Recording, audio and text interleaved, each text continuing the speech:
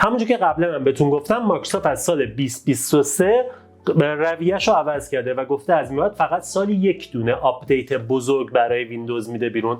23H2 رو داد بیرون و امسال قراره 24H2 رو بده بیرون. 24H2 قراره توی ماه اکتبر عرضه بشه و بعد از اون شما میتونید به راحتی دانلود و نصبش بکنید. ولی اگه قبل از ماه اکتبر بخواید اون رو دانلود و نصب کنید چطوری میتونید این کار انجام بدید؟ امروز قراره بهتون بگم تا قبل از ماه اکتبر چجوری دانلودش کنید و بعد از ماه اکتبر چجوری دانلود و نصبش کنید و یه سری توضیحات خاص با من همراه باشید.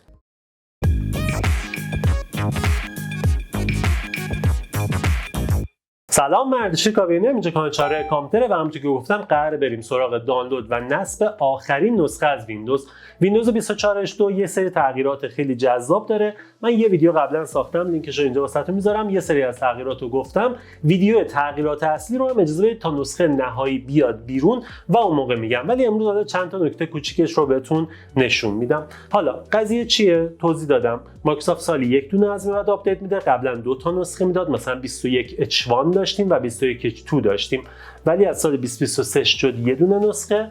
این نسخه قراره توی ماه اکتبر عرضه بشه. تاریخ دقیقش هنوز معلوم نیست، ولی احتمالاً حدود 15 تا 20 اکتبر نسخه میاد بیرون و برای دانلود قرار میگیره. من توی این ویدیو قراره بهتون بگم قبل از اکتبر اگه هستید از کجا میتونید این نسخه رو دانلود و نصب کنید که باید حتما اینسایدر باشید و بعد از اکتبر هم چجوری میتونید دانلود و نصبش کنید.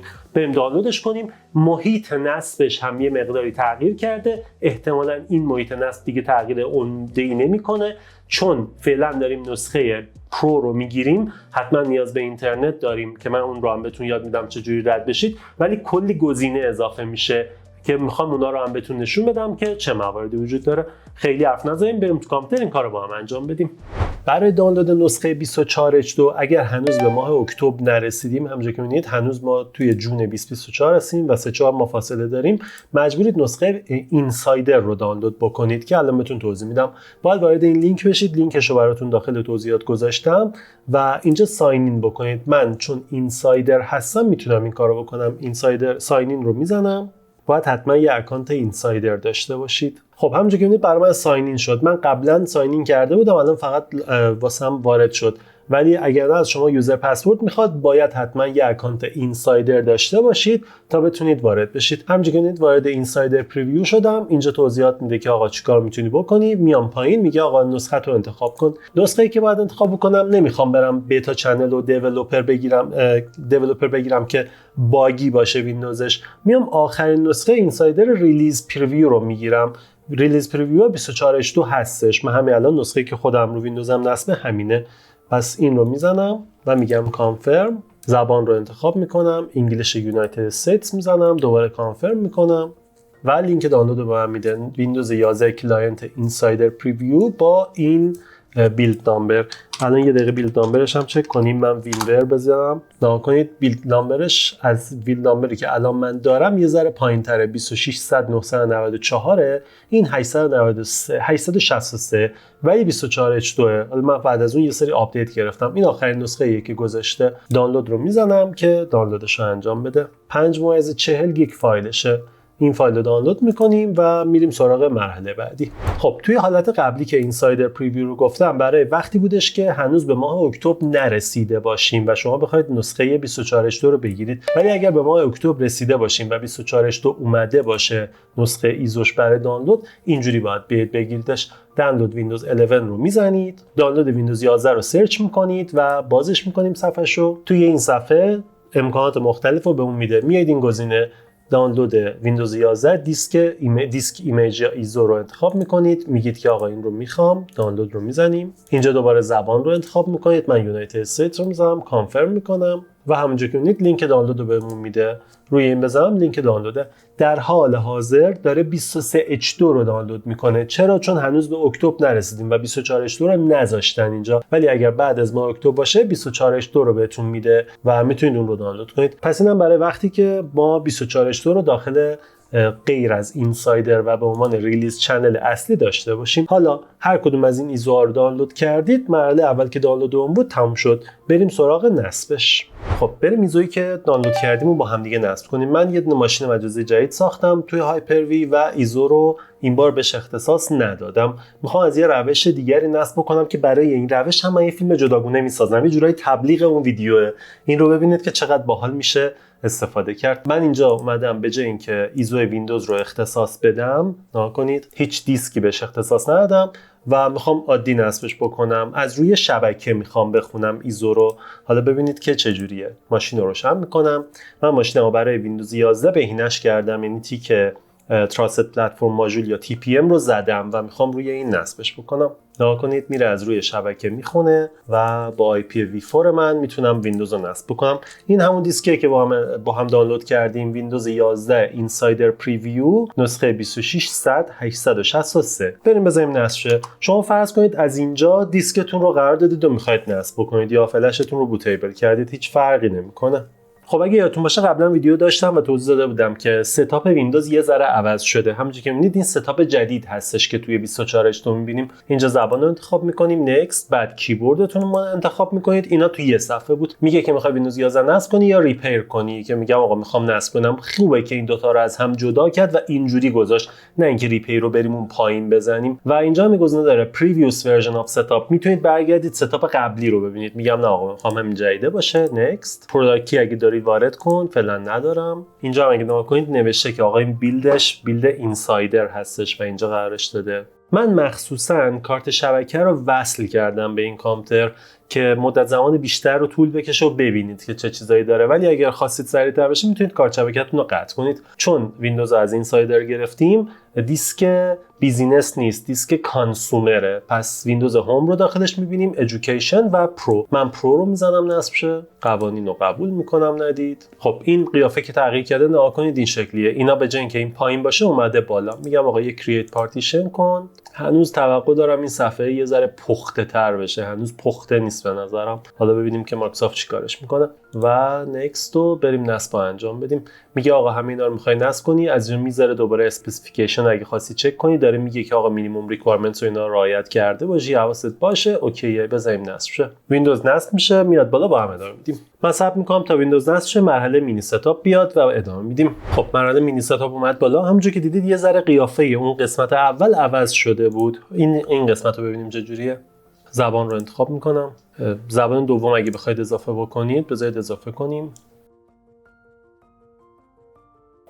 حواستون باشه چون از روی دیسک کانسومر داریم نصب میکنیم، اینجا از ما میخواد که حتما به اینترنت متصل شیم و نتونسته نتورک رو تشخیص بده. یه گزینه اینستال درایور هم آورده، این قبلا وجود نداشت. الان اینستال درایور اگه نتونه تشخیص بده اینجا آوردتش، میتونید بزنید و درایور جدید رو نصب بکنید. باید فایل درایور رو داشته باشید که اینجا نصبش بکنید. ولی من کارت شبکه این رو فکر کنم وصل کرده بودم. بذارید ببینم شاید اشتباه وصل شده.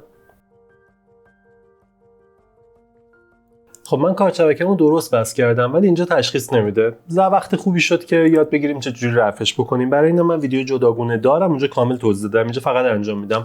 شیفت و F10 رو میزنم، اینجا تایپ میکنم OOBE \bypass NRO. یک بار کامپیوتر ریستارت میشه و این بار که میاد بالا دوباره این مراحل رو میخواد طی بکنه، دیگه نیاز به اینترنت نداریم. من دوباره میام از همون مرحله ادامه میدم. خب دوباره مراحل ستاپ اومد بالا، همین مراحل ادامه میدیم.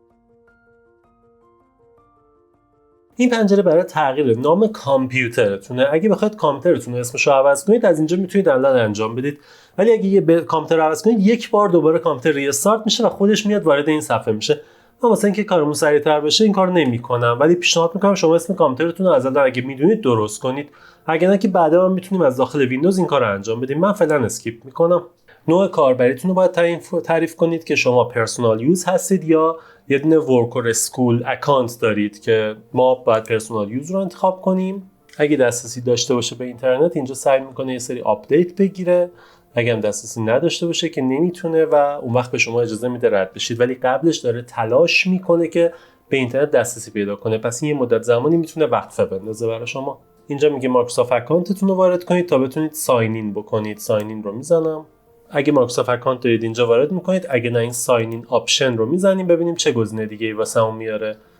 به خاطر اینکه این ویندوز کانسومر ادیشنه، دوباره تاکید میکنم، و اینسایدر هست، به ما اجازه نمیده که با گزینه لوکال بخوایم وارد شیم و حتما مایکروسافت اکانت ازتون میخواد. میگم اوکی، برمیگردم و مایکروسافت اکانتم رو اینجا وارد میکنم. ساین این رو میزنم. من مایکروسافت اکانتم رو تنظیم کردم که بدون پسورد وارد بشه. برای این کارم ویدیو قبلا دارم، این ویدیو رو ببینید میتونید شما هم این کارو بکنید. واسه همین هیچ پسوردی چیزی از من نمیخواد. میگه روی گوشیت فقط برو این عدد رو انتخاب کن. عدد رو انتخاب میکنم، با فیس آیدیم مهر هویتمو چک میکنه و وارد میشه. به همین سادگی. حتما پیشنهاد میکنم این کارو شما هم انجام بدید. یه دونه پین باید بسازیم.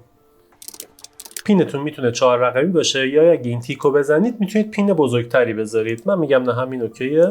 اینجا رو هم قبول میکنم و چون مایکروسافت اکانت انتخاب کردم به من اجازه میده که از آخرین ویندوزی که قبلا داشتم استفاده میکردم مثل چیزا رو ریستور کنم، همه اونا برگرده، یا مور آپشن رو بزنم بگم نه آقا هیچ کدوم اینا نیست، این یه کامپیوتر جدیده، من یه کامپیوتر جدید دارم کانفیگ میکنم.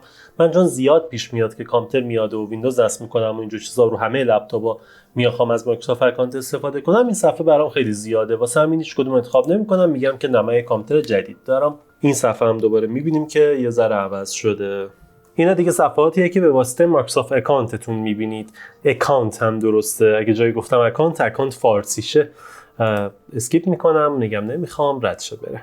گوشی اندرویدی یا آیفونتون رو میخواید وصل کنید یا نه، میتونید از اینجا اسکنش بکنید، اون رو هم وصل کنید، میگم نمیخوام. یه پیغام میاد که آقا وقتی تو داری از مایکروسافت اج استفاده میکنی، مایکروسافت اج اجازه داره که به دیتای ریسنت دسترسی داشته باشه، اینا قبول میکنی یا نه؟ میتونید بگید not no، میتونید بگید accept میکنم. من مایکروسافت 360 رو بهتون پیشنهاد میده، میگه میتونید از مایکروسافت 360 یک ماه رایگان استفاده بکنید و بعدش $99 در سال $100 در سال پرداخت کنید. من میگم آقا فعلا اینو نمیخوام، دیکلین میکنم. خیلی این پنجره زیاد شده، همونجوری که میبینید دیگه خیلی رو اعصاب به نظرم. دوباره گیم پس رو اجازه میخواد که استفاده بکنید یا نه. همه اینا وقتی میاد که شما مایکروسافت اکانت وارد کرده باشید. باز تاکید میکنم اگر از روی دیسک بیزینس نصب کرده باشید و اکانت لوکال بسازید هیچ کدوم اینا نمیاد و دردسراتون خیلی کمتر میشه. بالاخره تموم شد و فینیش آپ. خب ویندوز اومد بالا و ویندوز 24H2 یه نگاه بهش بندازیم. وینور رو اجرا میکنم. همونجوری که می‌بینید اینجا نوشته 24H2 2600 863. تفاوت ظاهری اگه بخوایم ببینیم اینه که اولا آوتلوک رو به صورت جدید اینجا گذاشته، بعد یه ذره تغییرات ظاهری تو منوها میتونیم ببینیم و وقتی رایت کلیک بکنیم روی یه فایلی اینجا زیر قبلا فقط عکساش بود و نوشته ها نبود، الان که نوشته ها رو گذاشته به نظر من خیلی بهتر شده. تفاوت اصلی دیگه اینه که تب ها باز شدن و این قابلیت تب وجود داره و تب رو از این بعد شما میتونید بکشید بیارید بیرون. ببینید من تب رو میارم بیرون و یک پنجره جدید برای من باز میکنه، دقیقا مشابه گوگل کروم و مایکروسافت اج از این به بعد کار میکنه. میتونم تب رو بگیرم بیارم بندازم تو اون یکی دوباره ترکیب بشه. این قابلیت ظاهریه و کلی قابلیت های دیگه که من قبلا یه ویدیو در رابطه با جدیدترین امکانات 24H2 ساختم و روزی هم که نسخه اصلی بیاد بیرون من یه ویدیو دیگه میسازم، همه قابلیت های جدید رو اونجا بهتون معرفی میکنم. فعلا اگر دوست دارید یاد بگیرید و دوست دارید باهاش کار بکنید پیشنهاد میکنم که نصب بکنید و اگر نه صبر کنید تا نسخه اصلی بیاد بیرون و بعد از اکتبر اون رو نصبش بکنید. خب همونجوری که دیدید محیطش داره پخته تر میشه. من محیط جدید ویندوز 11 رو بیشتر دوست دارم. خودم تقریبا 3 ماهی هستش که دارم از این نسخه استفاده میکنم. من چون اینسایدر هستم همیشه ترجیح میدم که اینسایدر باشم آخرین نسخه رو بگیرم. قطعا یه کوچولو باگ و اینا هم میخورم، ولی در مقابل باگایی که شما میگید دارید من هیچ کدوم اینا رو واقعا ندارم. من نمیدونم شما با کامپیوترتون چیکار میکنید. یه دوست عزیزی هم ما داریم که اونم دقیقاً من میخوام بدونم چیکار میکنه با کامپیوترش که این اتفاق واسش میفته. میگه هفته ای یه بار داره بلو اسکرین میگیره. من از وقتی این کامپیوتر خریدم تا حالا یه بار بلو اسکرین گرفتم، 3 ساله. من نمیدونم واقعا چیکار میکنید. همین، امیدوارم که ویدیو رو دوست داشته باشید. قطعا زمانی که برسیم به آپدیت جدید، آپدیت رسمی بیاد بیرون، من دوباره ویدیو واسهتون میسازم. اگه نکته تکمیل داشته باشه میگم، محیط جدیدش رو دوباره با هم دیگه بیشتر مرور میکنیم و اگه نکته‌ای هست توی کامنت ها بگید و اگر توضیح خاصی هم نیاز داشته باشه این ویدیو من توی توضیحات براتون قرار میدم. پس حتما به توضیحات ویدیو سر بزنید. همه لینک ها رو داخل توضیحات هم براتون قرار دادم. مرسی. پردیشور کابینه اینجا کانال کامپیوتر. فعلا خدا نگهدار.